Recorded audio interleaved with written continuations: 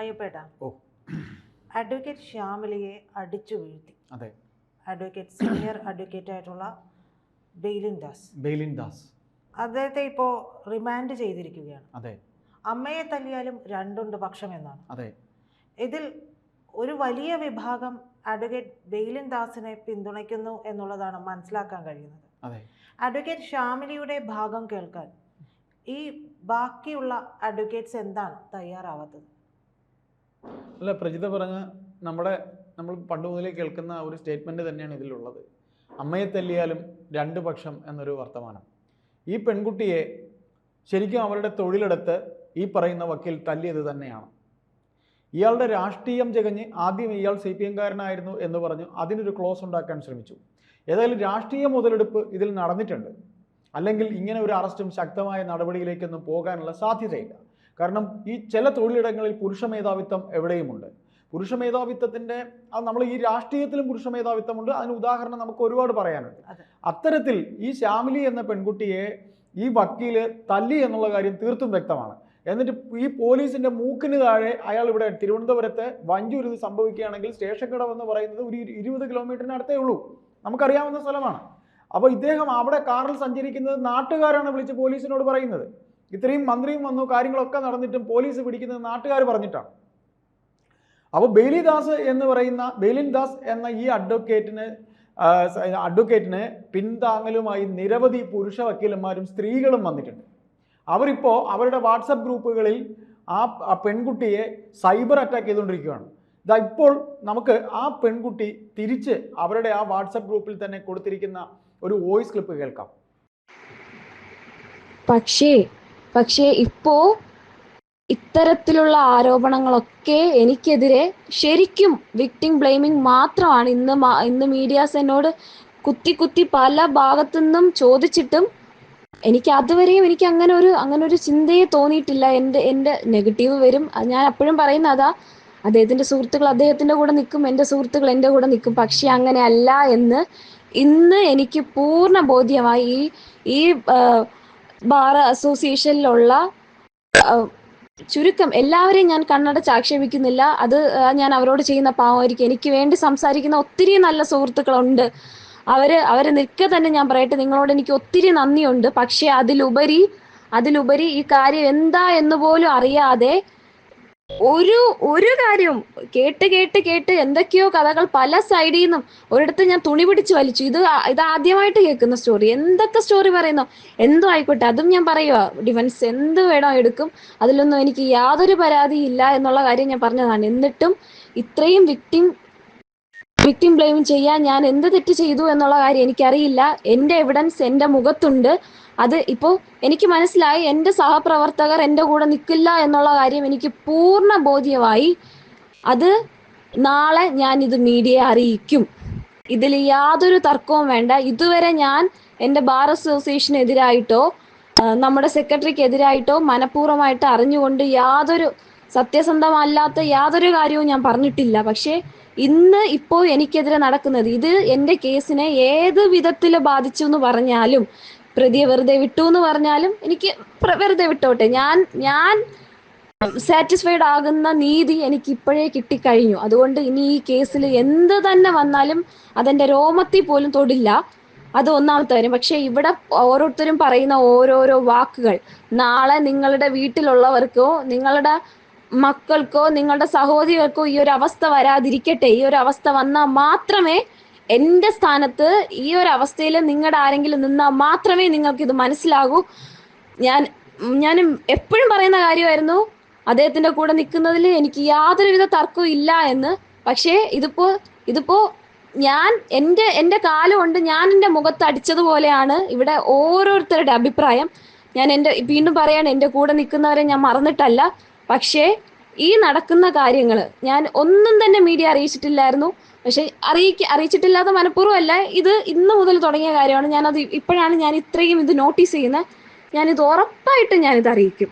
Public അറിയട്ടെ എന്താണ്. സ്വന്തം ഇപ്പോൾ സഹപ്രവർത്തകർ കൂടെ നിൽക്കുന്നില്ല, കേരള ജനതയാണ് എൻ്റെ കൂടെ നിൽക്കുന്നത്. അവരറിയട്ടെ എന്താ ഇതിനകത്ത് നടക്കുന്നത് എന്നുള്ള കാര്യം അവരറിയട്ടെ. അതിന് മീഡിയ ആണ് എന്നെ സഹായിക്കുന്നതെങ്കിൽ ഞാൻ ആ മീഡിയയുടെ ഒപ്പം തന്നെയാണ്. അതിലിനിയിപ്പോൾ ഏത് സീനിയർ, ഏത് കൊടുകുത്തി വാഴുന്ന സീനിയർ എനിക്കെതിരെ തിരിഞ്ഞാലും എനിക്ക് എൻ്റെ രോമത്തിൽ തൊടില്ല എന്നുള്ളതാണ്. എനിക്കെതിരെ കേസ് എടുക്കുകയോ ഞാൻ ഈ പറഞ്ഞതിൽ എന്തെങ്കിലും തെറ്റുണ്ടെങ്കിൽ എനിക്കെതിരെ ഇനി കൗണ്ടർ കേസ് കൊടുക്കുകയോ എനിക്കെതിരെ കേസെടുത്ത് എന്നെ ജയിലിൽ അടച്ചാൽ പോലും ഈ പറഞ്ഞതിൽ ഒരു മാറ്റം ഉണ്ടാകില്ല. അപ്പോൾ നമ്മൾ ആ വോയിസ് ക്ലിപ്പ് കേട്ടു. ആ കുട്ടി വളരെ ബോൾഡായിട്ടാണ് പറഞ്ഞിരിക്കുന്നത്. എന്നെ അയാൾ തല്ലിയതാണ്, എന്നെ തല്ലിയതിന് ഞാനത് ചെയ്യാനുള്ള കാര്യങ്ങൾ ചെയ്തിട്ടുണ്ട്.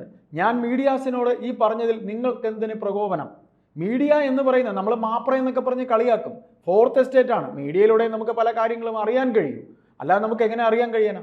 അപ്പോൾ ഈ പെൺകുട്ടി ആ പറഞ്ഞതിൽ ഇവരെ പക്ഷം ചേർന്ന് നിന്നുകൊണ്ട് ആക്രമിച്ചിട്ടുണ്ട്. അത് തീർത്തും ആ കുട്ടി പറയുന്ന വാക്കുകളിലുണ്ട്. ക്ഷമ കെട്ടാണ് ആ കുട്ടി പറയുന്നത്. ഞാൻ ഇതുവരെ ഞാൻ ഇതിനെക്കുറിച്ച് പ്രതികരിച്ചിട്ടുള്ള മാധ്യമങ്ങളോട്, പക്ഷെ ഇനി ഞാൻ പ്രതികരിക്കും എന്നുള്ളത് തന്നെയാണ്. അപ്പോഴും അത് ആ കുട്ടി പറയുന്നുണ്ട് കൃത്യമായിട്ട്. എല്ലാവരെയും ഞാൻ അടച്ചാക്ഷേപിച്ച് പറയുന്നില്ല, എനിക്കൊപ്പം നിൽക്കുന്നവരുമുണ്ട് തീർച്ചയായിട്ടും. പക്ഷെ ഭൂരിഭാഗവും ബെയിലിൻ ദാസിനൊപ്പം നിൽക്കുന്നവരാണ്.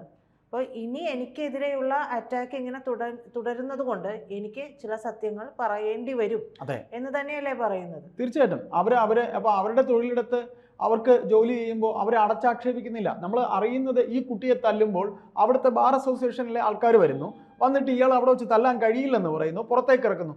അത്തരം കാര്യങ്ങൾ അപ്പോഴും ആ കുട്ടി പറയുന്നത് ശരി. ആ എന്താ പറയുക, ഇത്ര പെർസെൻറ്റേജ് ആൾക്കാരും ഇങ്ങനെ പറയുമ്പോൾ, ഭൂരിപക്ഷം പറയുമ്പോൾ അവരതിനെ അനുകൂലിക്കുക ചെയ്തത്. എന്നിട്ട് ഇയാൾ രക്ഷപ്പെടാൻ ഈ പറയുന്ന ആൾക്കാർ തന്നെയാണ്, ഈ മറ്റു സഹപ്രവർത്തകരാണ് രക്ഷപ്പെടാൻ വഴിയൊരുക്കിയത്. ഈ പുരുഷ വക്കീലന്മാരാണ് ഇതിന് രക്ഷപ്പെടാൻ വഴി ഒരുക്കിയത്. അപ്പോൾ ഇത് ക്ഷമ കെട്ടാണ് ഈ കുട്ടി ഈ വോയിസ് ക്ലിപ്പിലൂടെ പറയുന്നത്. ഞാൻ ഇനി മാധ്യമങ്ങളോട് ഇപ്പോൾ രാവിലെ അവർ മാധ്യമങ്ങളെ കാണാനുള്ള ശ്രമത്തിലാണ്. നമുക്ക് ഈ ശബ്ദരേഖ ലഭിക്കുമ്പോൾ ഇന്നലെ വൈകുന്നേരമാണ് നമുക്ക് ഈ ശബ്ദരേഖ ലഭിക്കുന്നത്. ഇതിൽ സത്യാവസ്ഥ ഉണ്ട് എന്നും ആ കുട്ടിയുടെ പക്ഷത്ത് കാര്യങ്ങളുണ്ട് എന്നും മനസ്സിലാക്കിയാണ് നമ്മൾ ഈ ശബ്ദരേഖ സമൂഹത്തിന് മുന്നിലേക്ക് കൊണ്ടുവരുന്നത്. അപ്പോൾ സ്ത്രീകൾക്ക് വേണ്ടി എന്ന് പറയുന്ന സർക്കാർ ഈ പറയുന്ന രീതിയിൽ ഇത് കേൾക്കേണ്ടതാണ്. ഈ നമ്മുടെ സമൂഹം, ഈ സർക്കാരും കേൾക്കേണ്ടതാണ്. കാര്യം ഈ ബെയിലിൻ ദാസ് എന്ന് പറയുന്ന അഡ്വക്കേറ്റിനെ സഹായിക്കാനെന്ന് പറഞ്ഞ് വ്യാജേന ഇറങ്ങിയിട്ടുള്ള, ആ പേരും പറഞ്ഞ് ഇറങ്ങിയിട്ടുള്ള തൊഴിലില്ലാത്ത കുറേ വക്കീലന്മാരുണ്ട് അവിടെ. ഇവരൊക്കെ തന്നെയാണ് ഒരു വേള പലതവണ ഈ മാധ്യമപ്രവർത്തകരുമായി തല്ലുണ്ടാക്കിയതും. കാര്യം വേറെ ഒരു ജോലിയില്ലാതെ കുറേ കേസില്ല വക്കീലന്മാർ, കുറേ ജോലിയൊന്നുമില്ലാതെ, പണിയില്ലാതെ, കൂലിയില്ലാതെ ഇങ്ങനെ അങ്ങ് ആരെങ്കിലുമൊക്കെ ദ്രോഹിക്കുക, അതിനുവേണ്ടി നടക്കുന്ന ഒരു പറ്റമാണ് ഈ ഏത് കോടതി. ഇവിടെ എനിക്ക് തോന്നുന്നില്ല ഹൈക്കോടതി പരിസരത്ത് അങ്ങനെ തൊഴിലില്ലാത്ത ആൾക്കാരൊന്നും ഉണ്ടെന്ന് തോന്നുന്നില്ല. ഇതൊരു ജില്ലാ കോടതിയല്ലേ. അപ്പോൾ ഈ പറയുന്ന ആൾക്കാരുടെ തീർത്തും നിരുത്തരവപരമായ, അയാളോട് അനുകമ്പയോ കാര്യമോ ഒന്നും ഉണ്ടായിട്ടൊന്നുമില്ല. ഇതിനൊരു പുകമറ ഉണ്ടാക്കി, ഇതിനൊരു ഓളം ഉണ്ടാക്കി, അതിലൂടെ എന്തൊക്കെയോ ചില ആൾക്കാർക്ക് അങ്ങനെയാണല്ലോ. ആരാൻ്റെ അമ്മയ്ക്ക് ഭ്രാന്ത് വന്നാൽ എനിക്ക് തോന്നുന്നു ഈ അടി കൊടുത്തു കഴിയുമ്പോഴേ മിണ്ടാതെ അങ്ങ് പോകുമെന്നാണ് കരുതിയത്. തീർച്ചയായിട്ടും വിഷയം ഉണ്ടാകുമെന്ന് കരുതിയിട്ടില്ല. ഞാൻ 2 എണ്ണം കൊടുത്തു, ആ കൊടുത്തതും വാങ്ങിക്കൊണ്ട് ഈ പെൺകുട്ടി പോകുമെന്നായിരിക്കും കരുതിയിട്ടുണ്ടാവും. പ്രീത കേൾക്കണോ? ആ കുട്ടി പറയുന്നുണ്ടോ, ഞാൻ മുഖത്തെ ചായം തേച്ചു എന്ന് വരെ ഇവരൊക്കെ പറഞ്ഞെന്ന്. ആ പെൺകുട്ടിയുടെ മുഖത്ത് കിട്ടിയിരിക്കുന്ന ആ തല്ലിൻ്റെ പാട് എന്റെയോ അല്ലെങ്കിൽ നമ്മുടെയോ ഈ പറയുന്നവന്മാരുടെയോ പെങ്ങളോ അല്ലെങ്കിൽ വേറെ ആരെങ്കിലും ആണെങ്കിൽ ആ ഓഡിയോയിൽ പറയുന്നുണ്ടല്ലോ, നിങ്ങൾക്ക് ഒരു സഹോദരിയോ മകളോ ഒക്കെ ഉണ്ടെങ്കിൽ അവർക്ക് സംഭവിക്കുമ്പോൾ അതെല്ലാവർക്കും അങ്ങനെയാണ്.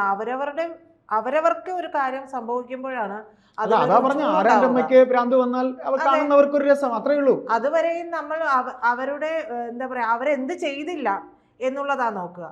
അവർ ചെയ്തതിനെ കുറിച്ച് ആയിരിക്കില്ല. അവരിപ്പോൾ പ്രതികരിച്ചത് എന്തുകൊണ്ടെന്നല്ല ചിന്തിക്കുക, അവർ മുൻപ് എന്തുകൊണ്ട് പ്രതികരിച്ചില്ല, ഇത്തരം കാര്യങ്ങളിലേക്ക് ചിന്ത പോവും.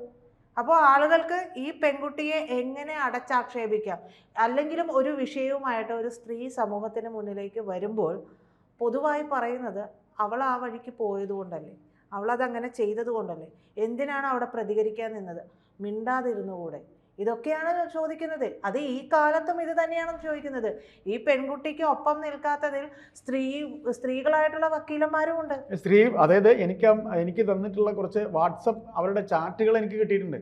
പുരുഷന്മാരായിട്ടുള്ള വക്കീലന്മാർ എന്തെല്ലാം പറഞ്ഞിരിക്കുന്നതെന്ന് അറിയും. അത് നമുക്ക് വെളിയിൽ പറയാൻ പറ്റും. അതും ഒരു പെൺകുട്ടിയാണ് പറഞ്ഞിരിക്കുന്നത്. ചായം പൂശിയിരിക്കുകയാണോ ഇവൾ ഈ തല്ലുന്നതിനും ഈ ഡെലിവറി നടക്കുന്നതിന് മുമ്പ്, അതെനിക്ക് പറയാൻ ബുദ്ധിമുട്ടുണ്ട്.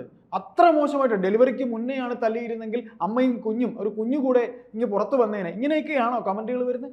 ഇങ്ങനെയാണോ? ഇതിപ്പോൾ പ്രീത പറഞ്ഞ പോലെ സ്ത്രീകൾ തന്നെ അനുകൂലിച്ചും സ്ത്രീകളുണ്ട്. ചില സ്ത്രീകൾ വളരെ മോശമായിട്ട് ഈ പ്രതികരിച്ചിട്ടുണ്ട്. അനുകൂലിക്കുന്നവർക്ക് എന്താന്ന് വെച്ചിട്ടുണ്ടെങ്കിൽ പലപ്പോഴും നമ്മൾ പറയും സ്ത്രീയുടെ ശത്രു സ്ത്രീ തന്നെയാണെന്ന് തീർച്ചയായിട്ടും പറയും. അത് തീർച്ചയായിട്ടും പല സ്ഥാപനങ്ങളിലും നടക്കുന്ന പല കാര്യങ്ങൾ തൊഴിലിടങ്ങളിലും ഇത് അങ്ങനെയാണ്. അതെ, നടക്കുന്നുണ്ട്. അത് തീർച്ചയായിട്ടും അതിനു വേണ്ടി ഇറങ്ങി തിരിച്ചിട്ടുള്ള കുറച്ച് പേരുണ്ടാകും. അപ്പൊ തീർച്ചയായിട്ടും അവർക്ക് ഏത് രീതിയിലായാലും കാര്യങ്ങൾ നടന്നു കിട്ടിയാൽ മതി കൂടെ എന്നുള്ളത്, നിന്ന് കൂടെ നിന്ന് കാര്യങ്ങൾ നടന്നു കിട്ടിയാൽ മതി. അപ്പൊ അതിലൊരു സത്യം അന്വേഷിക്കണം.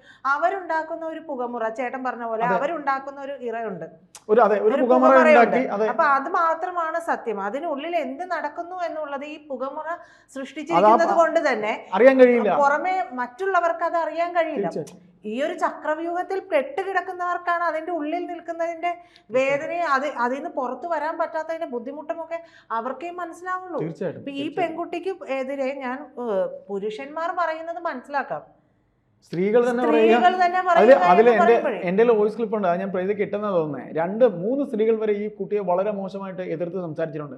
അതിൽ 1-2 ചെറുപ്പക്കാരികളായ പെൺകുട്ടികളായ വക്കീലന്മാരാണ് ആ കുട്ടിക്ക് അനുകൂലമായിട്ട് പറഞ്ഞിട്ടുള്ളത്.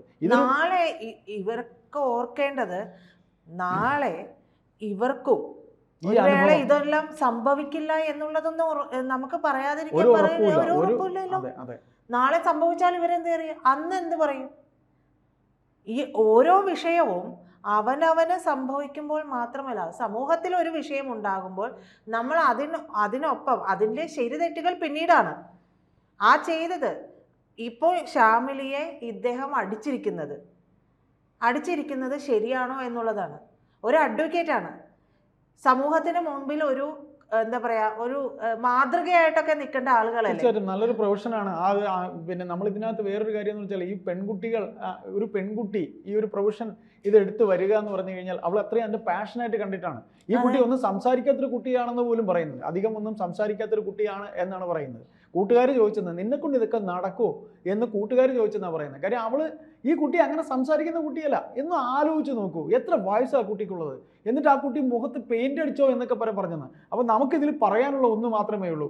ഈ പറയുന്ന രീതിയിൽ ഒരു സ്ത്രീ സുരക്ഷയും സ്ത്രീ സംരക്ഷണവും എന്നൊക്കെ പറയുന്ന ഈ സർക്കാർ, ഈ പുരുഷ മേധാവിത്വം, ഈ പണിയില്ലാ വക്കീലന്മാർ കാണിക്കുന്ന ഈ പേക്കൂത്ത്, അതും ഈ സൈബർ അറ്റാക്ക് ഈ പെൺകുട്ടിക്കെതിരെ നടത്തുന്നതിന് സമഗ്രമായ അന്വേഷണം. അതിന് ഏത് മീശ വെച്ച രാജാവായിരുന്നാലും ഏത് മീശ വെച്ച വക്കീലായിരുന്നാലും കൊടികെട്ടിയ വക്കീലായാലും പിടിച്ച് അകത്തിടണം. ബേലിദാസിനെ പിടിച്ചിടാൻ പറ്റിയല്ലോ, അതിനകത്തൊരു രാഷ്ട്രീയമുണ്ട്, അത് നമ്മളിവിടെ പറയുന്നില്ല. ബേലിദാസ് CPM കാരനാണെന്ന് പറഞ്ഞുകൊണ്ട് ഗോവിന്ദ മാഷ് ഇന്നലെ ഭയങ്കര പാതിവൃത്യം അല്ലെങ്കിൽ ഭയങ്കര ഇതൊക്കെ പറഞ്ഞിട്ടുണ്ട്. ഞങ്ങളെ CPM കാരനാണെന്ന് പറഞ്ഞു, അത് കോൺഗ്രസ്സുകാരനാണ്. കാര്യം അവർക്ക് രാഷ്ട്രീയം കളിക്കുക എന്നുള്ളതാണല്ലോ, അവരുടെ അന്നം രാഷ്ട്രീയമാണല്ലോ. അത് നമുക്ക് മാറ്റി നിർത്താം.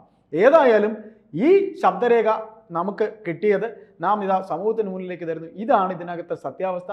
ആ കുട്ടി വല്ലാതെ അവരുടെ തൊഴിലെടുത്ത് ഇപ്പോഴും വേട്ടയാടപ്പെടുന്നു എന്ന സത്യമാണ് ഈ ശബ്ദരേഖ വ്യക്തമാക്കുന്നത്.